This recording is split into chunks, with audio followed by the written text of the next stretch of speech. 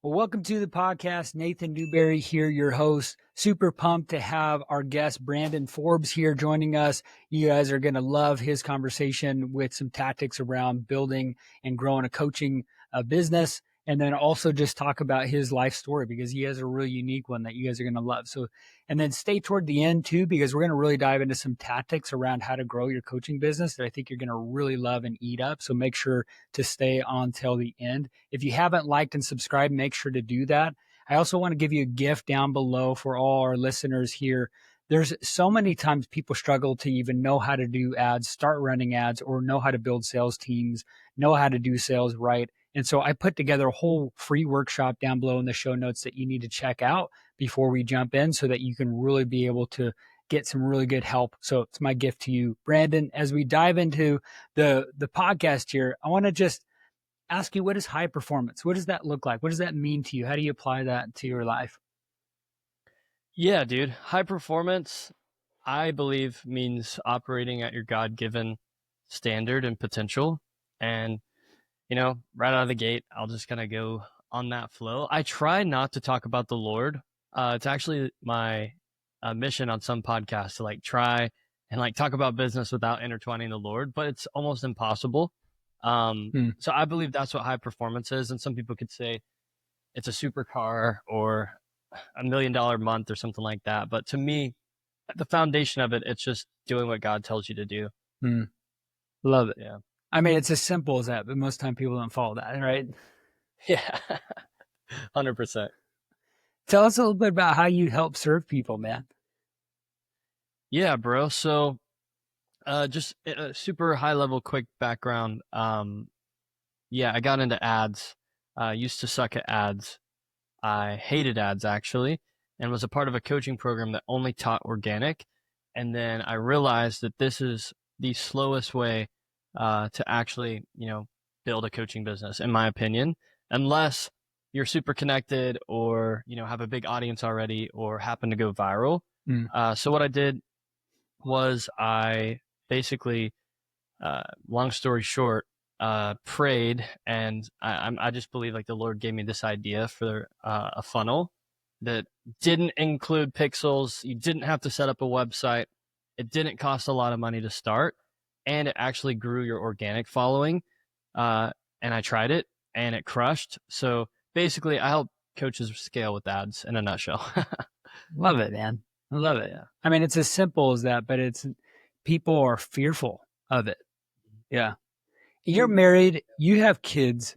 Bring us back to the beginning of all of this too, because it's your journey wasn't just starting off of ads, you were doing some other things too.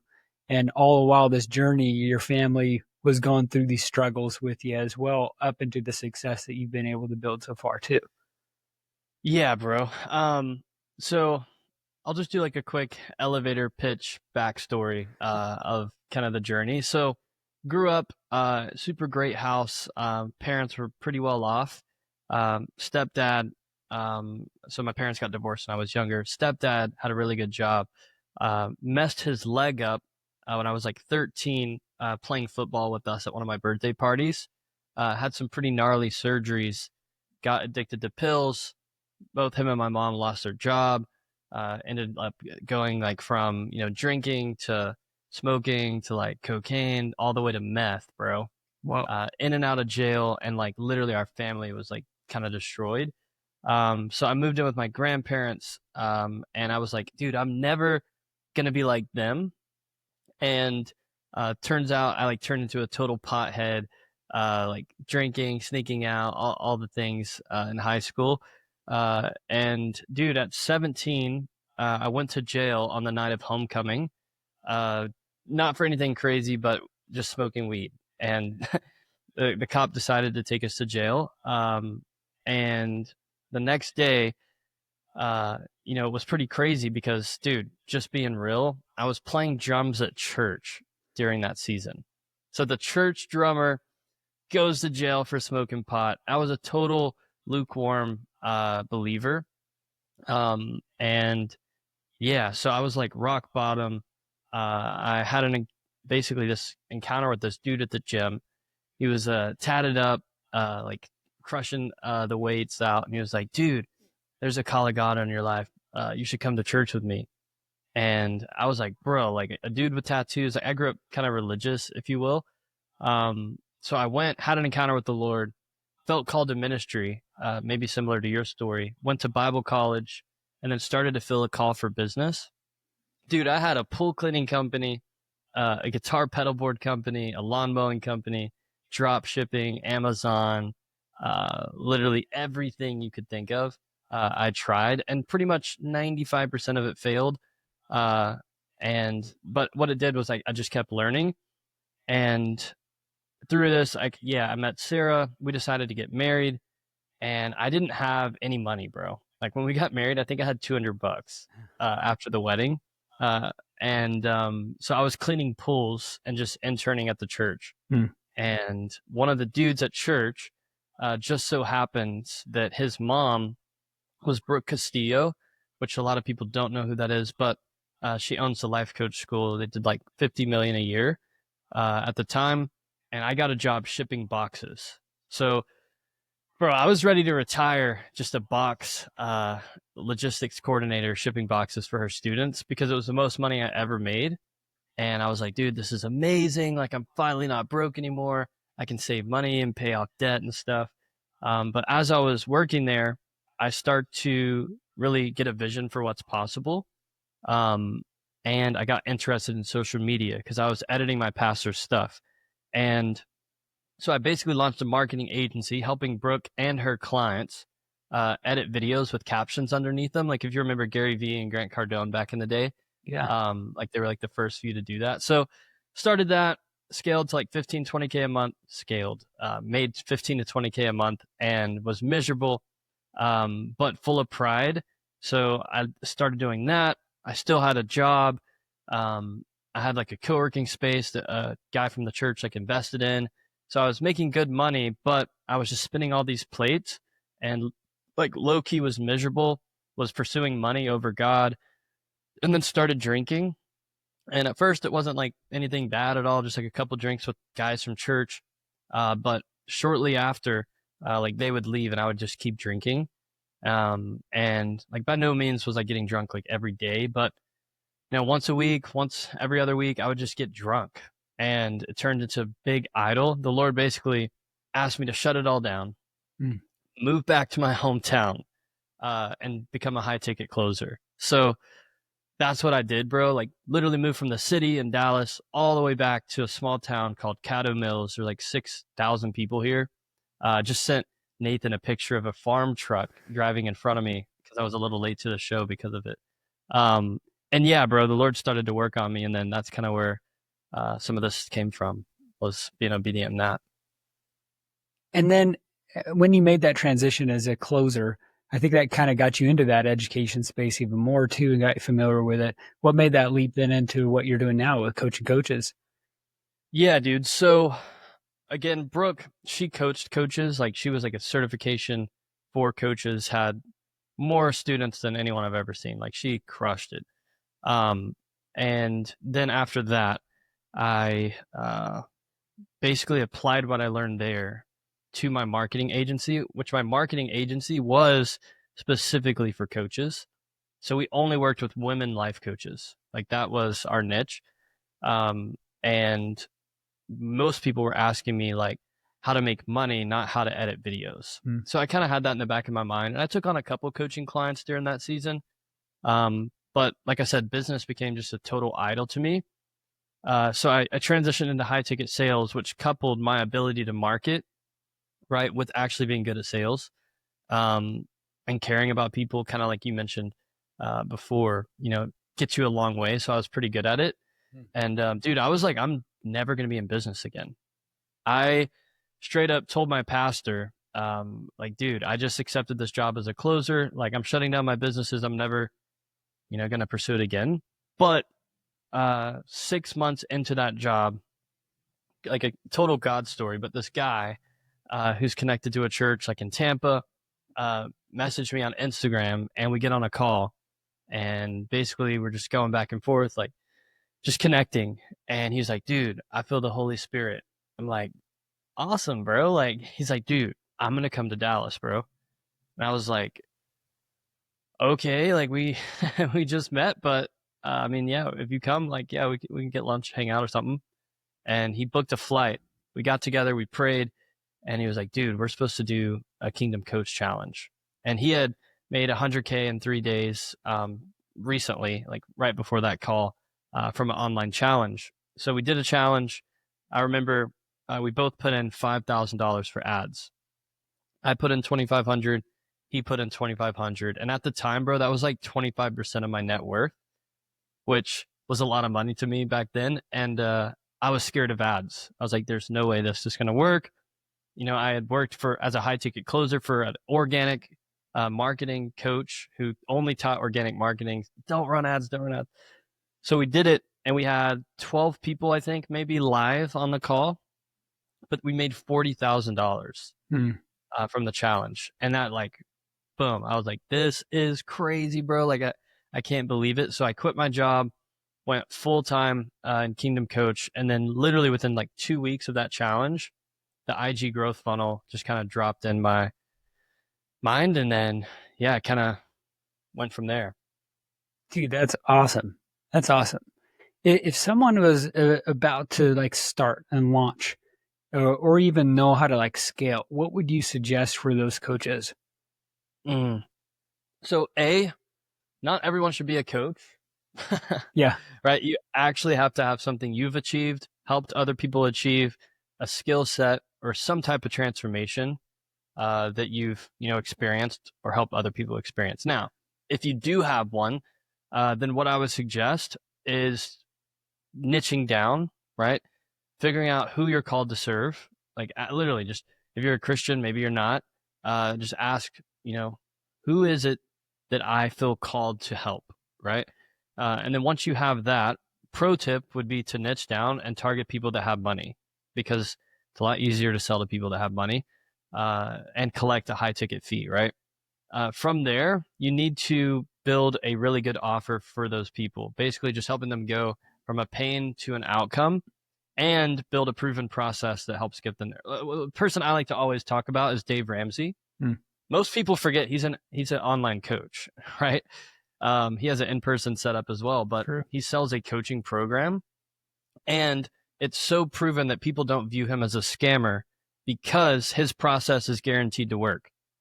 If you spend less than you make, you can take that extra margin and pay off your debt. It's math, right? Right. So create a proven process, whether you're a fitness coach, health coach, marketing coach, whatever, that gets people to the result. And from there, you can create an offer to help people get to that outcome, right? So that's like step one, is like your offer. Then from there, find a way to market it. And it's like, Brandon, marketing scares me. Like literally, you could write down, are you a single dad struggling with your divorce, on a cardboard piece of paper, and take that to Starbucks and just sit there until a dude walks up to you, right? And then have a conversation with them and show them how you can help, right? So that's what marketing is, just calling out the right person to build the next step, which is a sales conversation. And then from there, enrolling them into your program, which doesn't exist yet, most likely, because you don't have a program. You have a one-to-one coaching relationship. So you get 4 or 5 people, build a course, turn into a group, scale with ads, kind of the flow. You have a few different funnels that you teach people. One with, Instagram, followers, retargeted ads. You got, the school group. You got the YouTube, funnel. Like, tell us about some of these transitions with working on doing that. Yeah, dude. So when I first started, it was the Kingdom Coach challenge, which challenge funnels are awesome. I view them more as like an organic nurturing piece now. You definitely can get cold traffic with them for sure. So you've got the challenge funnel. Quickly, we realized, though, there was a faster, more profitable, sustainable way, which was the IG growth funnel. And dude, like, that's the funnel that really set me apart in a big way. Again, like it's crazy. Nobody was doing it. Basically, I boosted a reel at the time. Reels had just came out. I clicked boost. Followers started pouring in, and I'm not smart enough to think of this stuff, but I also have never learned a funnel from someone that actually worked. It's always been me throwing stuff at the wall and kind of figuring it out myself. I just learned that way. Mm. So it's like, okay, I'm getting followers. What if I said, hey, are you an online coach struggling with marketing that wants to turn attention into money, right? If so, give me a follow here on Instagram. Go through all my content where I show you guys how, I did X, Y, and Z. And then, bro, it was like, if I knew what I knew now, it would have like been nuts. But I wasn't, the best at building a team back then. A lot of things I had to learn along the way. But nonetheless, like the floodgates opened. Thousands of followers were pouring in for such a cheap cost. And then, yeah, bro, we started teaching people that, the follower ad funnel. And then we launched like retargeting ads. And that crushed. That got us to our first 200K month. And I've been doing like 150, 200, from that funnel. And then as people know, like competition, skyrockets, people start copying your ads, teaching the same thing. I probably had like 30 people join the program, take the same framework, apply it to their own offer and start teaching, which is what happens when you come up with something new. But after that, I still have the IG growth funnel running right now. But after that, dude, I'm going to tell another quick story. Just Love it. really, Yeah. I'm so sorry. I shouldn't have drank this energy drink, but I love it, the man. school Bring it. funnel. So, dude, we won the school games, and that was a total God thing for me. I'll just tell it. You're a Christian, so Yeah. some people might think I'm nuts because I used to think people that talk like this were absolutely nuts. But I had this dream in January, bro, and I don't dream usually or remember them. I had this dream that I was with Alex at a whiteboard, and I was like, dude, first of all, I don't listen to enough of his stuff to be thinking about this dude in my sleep. And two, it was too vivid to like not be some type of God dream, right? So that was in January. Fast forward, the school games launch, and then March 31st of 2024, I was like, bro, I'm gonna play in the games. So we took our old program, Kingdom Coach, put it on school, and then competed and then won the games. Flew to Vegas. I'm the only person there not blackout drunk in Vegas, right? And I get hit with sickness the night before the mastermind, like couldn't sleep, was throwing up. It was terrible, bro. So next day, here I am at a whiteboard with Alex, okay? And I feel like crap, dude. I'm like sitting away from everybody, like just kind of ducked off to myself, not really talking. And I was thinking the whole time, I was like, dude, I didn't get crap out of this. Like I just flew to Vegas, competed in the games. I had this dream. Why am I here? Like, just that was kind of my mindset. And it was still a good event. Don't get me wrong. I just felt horrible. So fast forward, I went home. I was like, all right, well, I thought I was going to get like this major breakthrough in my business to go to the next level. And about a month later, I realized that instead of running traffic to a paid community, I could literally just do what I was doing on Instagram. So I literally said, hey, are you an online coach? If so, here's my notes from the school games or whatever. And I'm putting them for free inside of my free school group for everyone who joins. So what I want you to do is click the link down below, join my free school group, and I'll see you inside. And then, here's the ad training we use to like get followers on Instagram. See you inside. And so that funnel has been crushing for us. And we've got almost 13,000 free school group members. Amazing. And then, I post on YouTube twice a week. So that's basically the funnels, bro. Yeah, man. Yeah. So just coming up with this stuff is just trial and error. When you had told me something before that the higher quality leads are actually coming from YouTube right now. Is that still the same thing right now, where people are kind of taking more time to listen to you and engage in the content, and that's what's kind of helping build that? 100%. So Instagram is great. It's like really good top of funnel, but if you're going to use Instagram, you have to get them into some type of long form asset, whether that's your VSL, your YouTube channel. But if you were like asking me, Brandon, you could have unlimited calls from like one source, what would it be? YouTube. 1,000,000%. Like they're your biggest fans. They watch your stuff. And I would imagine a podcast would be right under. just because the long form content is king. Like you can't beat it with short form. I kind of view short form as the top of the funnel to get them into the long form. But yeah, YouTube. I will say that school is a close second because it kind of combines the Instagram chat features, being able to talk to people, uh, Facebook like posting, right? Of like posting in groups, and YouTube, because I literally just put my YouTube videos in my school group. So Mm. it's kind of a combination of, a few different things. So school is definitely amazing, but again, YouTube is untouchable. It's the best. How has email been able to help? Has that been a facet of nurturing and getting more booked calls or closing deals? Yeah, so I used email again. Most people, uh, have their own philosophies, and maybe they're better. Definitely could be better. But for me, I like to just do what feels right to me. So I run ads on Instagram, I run ads on school, I run ads on YouTube, right? And then I post content all those places to serve people. And then my email list, I get their emails. Basically, emails for me are every week we do a Monday Bible study that I email people about. Every week I send out the YouTube video that I posted in an email and tell people to go watch the YouTube video. I'll invite people to my free school group, invite them to follow me on Instagram, send out like an encouragement. But I don't really ever pitch calls on email. That's more just for me to like kind of point them and keep them in the content flows. So yeah, it's definitely been a big piece for sure. But in the sense of like drip campaigns and all that, I've never fully went in the weeds. I haven't seen them work too much for me. I'm sure they do, but yeah, I just use it as a resource to kind of get people back into valuable content. Well, what does your team look like right now? Yeah, so I had a bunch of different iterations. Like I had a big team when I first started.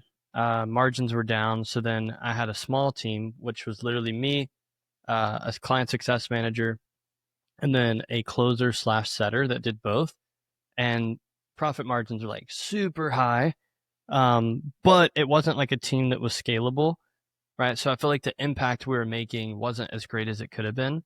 Now I'm kind of um, back in the bigger team flow just because I have a bigger vision this year to really just help more people, do more live events, serve people better. So we've got a client success manager for the scale program, client success manager for the start program, two closers, two setters, and then video guy in person with me, and then a video editor on online.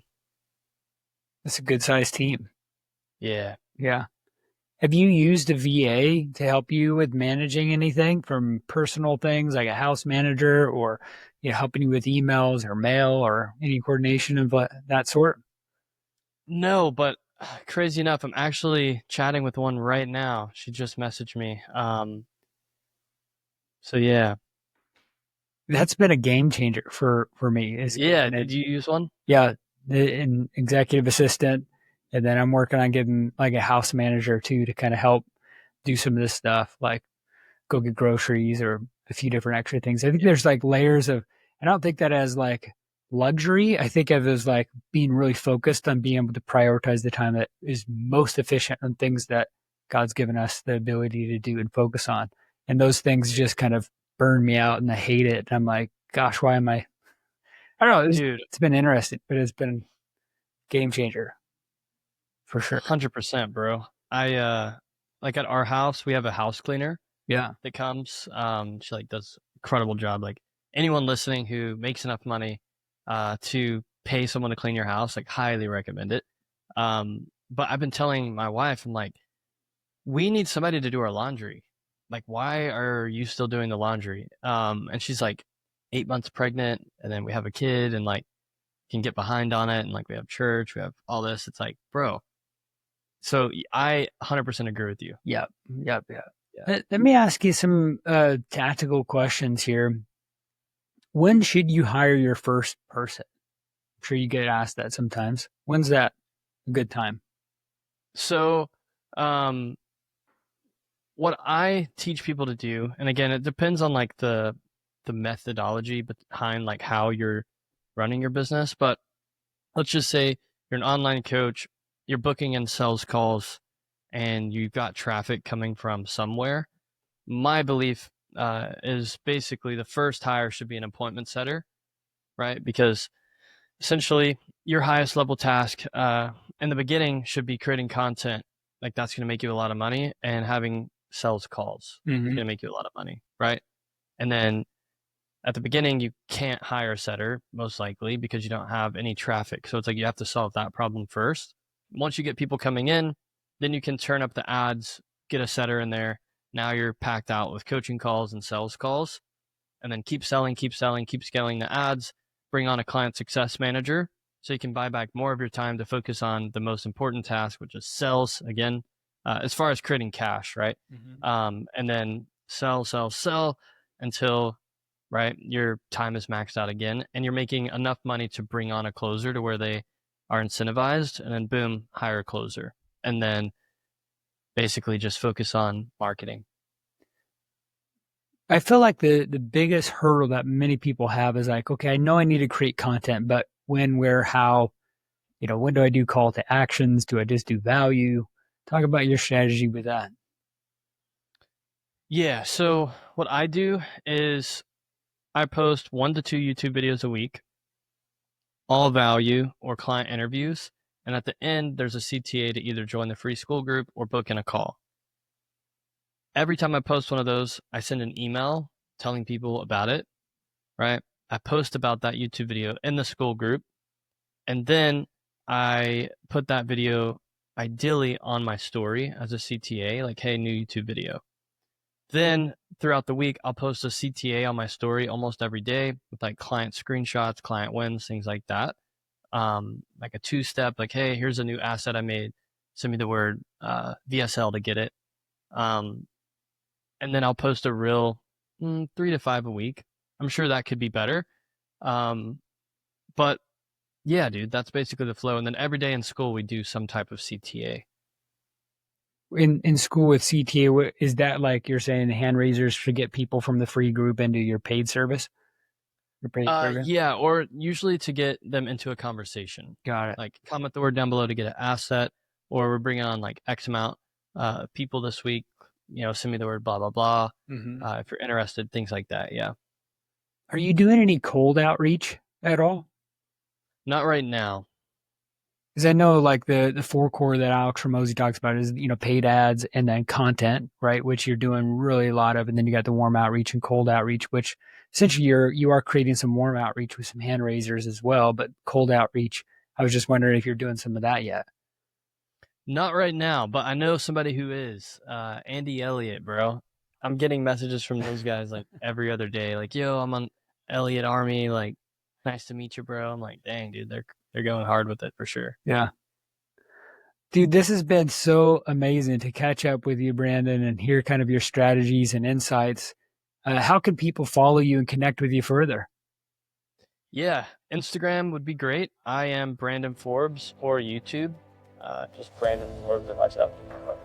Nice. I'll put that link down in the show notes. Brandon, thanks again for joining us. Again, if you haven't got a chance to go check out that workshop down below, go do that. That's going to be really helpful for you as you're growing and scaling your coaching business. Brandon, thanks again. Thanks for listening and tuning in, and we will see you on the next episode.